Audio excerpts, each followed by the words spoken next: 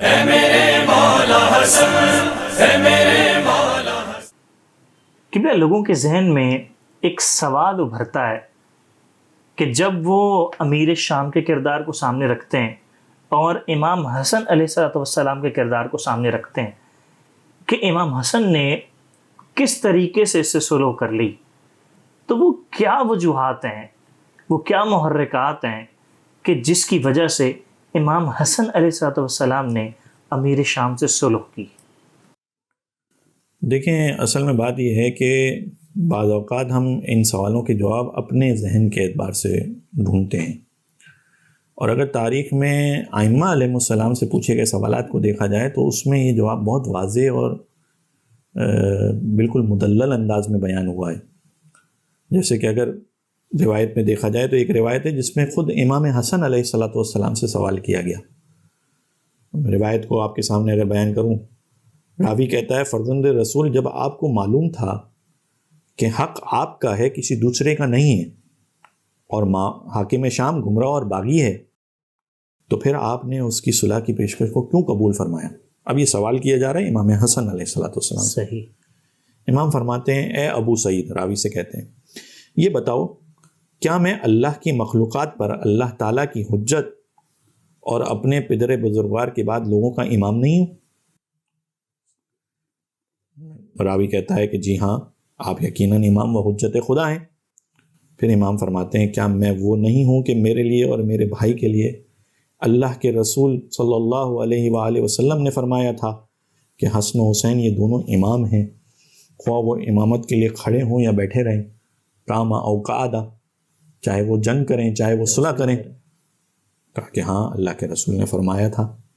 پھر امام فرماتے ہیں، پھر میں اگر اس کے لیے کھڑا ہوتا تو بھی امام ہوتا، اور اب جب کہ میں بیٹھا ہوں تب بھی امام ہوں۔ اے ابو سعید، میرے صلح قبول کرنے میں بھی وہی مصلحت تھی جو حدیبیہ سے پلٹتے وقت رسول خدا کی بنی زمرہ اور بنی اشجع اور اہل مکہ کی صلح کی پیشکش قبول کرنے میں مصلحت تھی۔ یعنی امام نے اپنی صلح کو صلح حدیبیہ سے ملایا، اور پھر امام فرماتے ہیں، دیکھیں، بلکہ میری صلح اس اعتبار سے کہ جو اللہ کے رسول کی صلح تھی وہ تو وحی و تنزیل ہی کے منکر تھے، یعنی تو وہ تو وحی کو بھی نہیں مانتے تھے، تنزیل کو بھی نہیں مانتے تھے، ان کے ساتھ اللہ کے رسول نے صلح کی تھی، جبکہ میں جس کے ساتھ صلح کر رہا ہوں وہ تعویل کا منکر ہے۔ اور پھر امام فرماتے ہیں، اے ابو سعید، جبکہ میں اللہ تبارک و تعالیٰ کی طرف سے امام ہوں، تو پھر میں جنگ کروں یا صلح، میرے کسی اقدام میں خامی اور نقص ممکن نہیں ہے۔ یعنی اس بات کو بھی انسان سمجھے کہ امام معصوم ہے۔ پھر فرماتے ہیں، خواہ میری مصلحت لوگوں کی سمجھ میں آئے یا نہ آئے۔ اور پھر امام وضاحت بھی کرتے ہیں کہ تم اپنی بات کرتے ہو کہ تمہیں سمجھ میں نہیں آ رہا، گویا کہ مصلحت کو تم کیا کہو گے؟ کیا تم نہیں دیکھتے کہ حضرت خضر نے جب کشتی میں سوراخ کیا، ایک لڑکے کو قتل کیا، ایک گرتی ہوئی دیوار کو سنبھال دیا، تو حضرت موسیٰ ان کے ان تمام افعال پر ناراض ہوئے؟ عام بندے کی بات نہیں ہو رہی ہے، نبی کی بات ہو رہی ہے۔ کیوں؟ کیونکہ اس کی حکمت و مصلحت ان پر مشتبہ تھی، مگر جب حضرت خضر نے ان کو مصلحت بتائی تو وہ راضی ہو گئے۔ کوئی امام بیان کرنا چاہتے ہیں کہ اس کی بھی جو مصلحت ہے وہ تمہیں نہیں معلوم ہے، اس لیے تمہیں اعتراض کر رہے ہو۔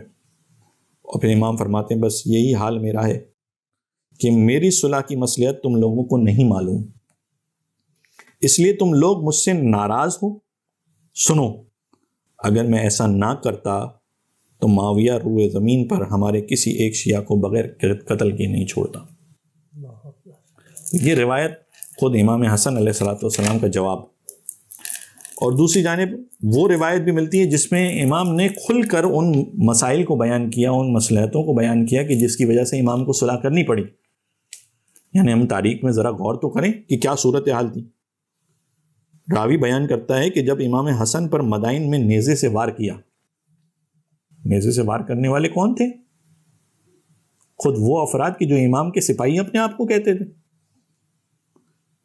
تو میں امام کی خدمت میں حاضر ہوا، اور صورتحال یہ تھی کہ امام شدید درد و تکلیف میں مبتلا تھے۔ تو اس نے، راوی نے سوال کیا کہ مجھے سمجھ نہیں آ رہا یہ کیا حالات ہو رہے ہیں، کیا صورتحال ہو رہی ہے؟ اور آپ کی رائے کیا ہے؟ تو امام علیہ الصلوۃ والسلام نے فرمایا میری نظر میں خدا کی قسم حاکم شام میرے لیے ان لوگوں سے بہتر ہے. ان لوگوں کا دعویٰ ہے کہ یہ ہمارے گروہ کے ہیں، یعنی ان سپاہیوں کی طرف اشارہ ہو رہا ہے جنہوں نے امام حسن پر حملہ کیا.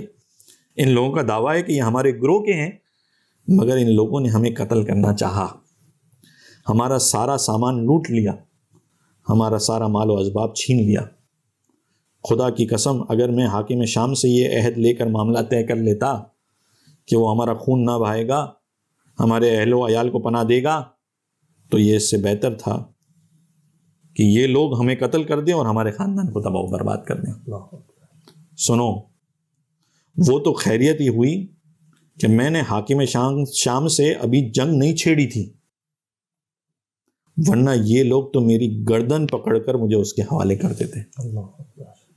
یعنی وہ کیا صورتحال تھی، وہ کیا وقت تھا، انسان اس کو سمجھ نہیں سکتا کہ کیا صورتحال تھی. کس طرح سے امام حسن علیہ الصلوۃ والسلام کے گرد ہی وہ افراد مسلسل اپنے دین کو بیچ کر اور حاکم شام کے لیے کام کر رہے تھے. پھر امام فرماتے ہیں خدا کی قسم اگر میں حاکم شام سے باعزت صلح کر لوں تو یہ اس سے بہتر ہے کہ میں اس کا قیدی بنا دیا جاؤں. یعنی اگر میں صلح نہ کرتا، اب اس کی وجہ بیان کر رہی کہ اگر میں صلح نہ کرتا تو کیا نتیجہ ہوتا. کہا کہ اس سے بہتر ہے کہ میں اس کا قیدی بنا دیا جاؤں. یعنی یہ صلح کرنا بہتر ہے اس چیز سے کہ اس کا قیدی بنا دیا جاؤں، یا پھر وہ مجھے قتل کر دے، یا وہ مجھ پر احسان کر کے میری جان بخش دے. یعنی اگر صلح نہیں ہوتی تو پھر یہ صورتحال ہوتی، اور نتیجہ یہ ہوتا اور بنی ہاشم کا ہمیشہ ہمیشہ کے لیے اس کے سامنے سر جھک جائے، اور حاکم شام اور اس کی اولاد ہمیشہ ہمارے زندوں اور مردوں پر احسان جتاتی پھرے. اور صلح کا نتیجہ کیا نکلا وہ آپ سب کے سامنے ہے.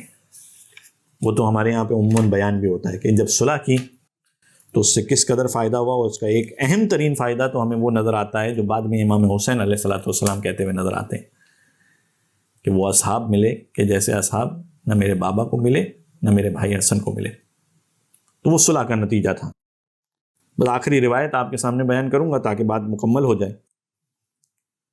کہ امام حسن علیہ الصلوۃ والسلام نے جب حاکم شام کی طرف سے صلح کی پیشکش قبول کر لی تو کچھ لوگ آپ کے پاس آئے اور انہوں نے اس صلح پر آپ کی ملامت کی. آپ علیہ السلام نے فرمایا وائے ہو لوگوں تم لوگوں پر، تمہیں کیا معلوم کہ میں نے کیا کیا. یعنی اس صلح کا کیا فائدہ ہے تمہیں نہیں معلوم ہے.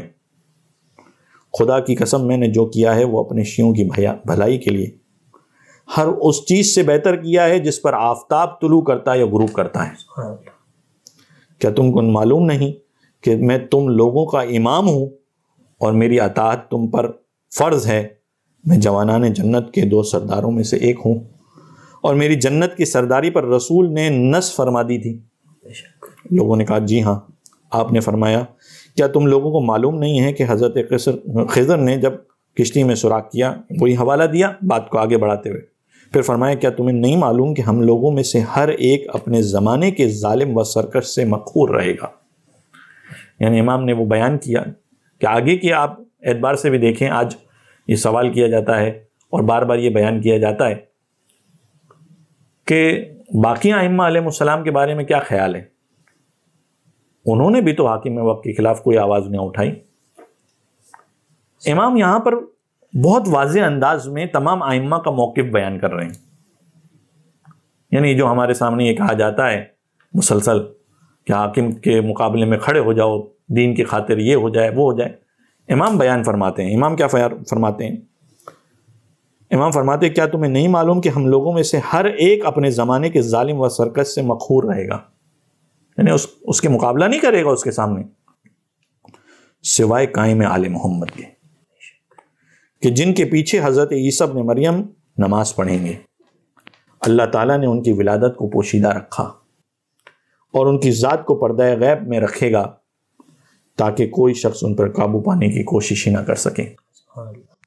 وہ میرے بھائی حسین کی اولاد میں سے ان کی نوی پشت میں ہوں گے جو کنیزان عالم کی سردار کے بطن سے ہوں گے. اللہ تعالیٰ ان کے زمانہ غیبت میں ان کی عمر کو طویل کر دے گا. پھر ان کو ظاہر فرمائے گا تو وہ ایک ایسے جوان کی صورت میں ہوں گے جس کی عمر 40 سال ہو تاکہ دنیا والوں کو معلوم ہو جائے کہ اللہ تعالیٰ ہر شے پر قادر ہے. یعنی واضح انداز میں بیان کیا کہ وہ جو حقیقت میں جو حق و باطل کی جنگ ہے، حقیقت میں وہ جس طریقے سے دیگر ائمہ علیہ السلام نے لڑی وہ طریقہ کار اور تھا، اور جس طریقہ کار کو عوام سمجھتی ہے کہ حقیقت میں وہ حق و باطل کی جنگ ہے، وہ حقیقت میں اور ہے، اور وہ ہمیں آخری زمانے کے امام کی حکومت میں نظر آئے گا کہ باقاعدگی سے جنگ ہوگی جس میں حق و باطل کا مقابلہ ہوگا اور حق باطل پر غالب ہو جائے گا. بس اللہ تعالیٰ سے دعا ہے کہ خاص طور پر ہم دعا کرتے ہیں کہ زمانے کے امام کے ظہور میں جلد از جلد تعجیل فرمائیں، اور ہمیں صحیح معنوں میں اہل بیت علیہ السلام کی شخصیات اور ان کی سیرت کو سمجھنے کی توفیق عطا فرمائیں. قبلہ ایک دفعہ پھر ہم آپ کے بہت شکر گزار ہیں کہ آپ نے مصروفیات میں سے ہمارے لیے وقت مختص کیا اور ہمارے پاس تشریف لے کر آئے. ناظرین، اس کے ساتھ ہی ہمارے پروگرام کا وقت اپنے اختتام کو پہنچا. آج کے پروگرام کے لیے جو آواز ہم نے آپ کے لیے منتخب کی ہے وہ برادر علی حسین ایویڈی صاحب کی آواز ہے. ان کے کلام کا لنک ہمارے ڈسکرپشن میں موجود ہے. انشاءاللہ دوبارہ کسی نئی ویڈیو کے ساتھ آپ کی خدمت میں حاضر ہوں گے. تب تک کے لیے اجازت دیں. اللہ حافظ.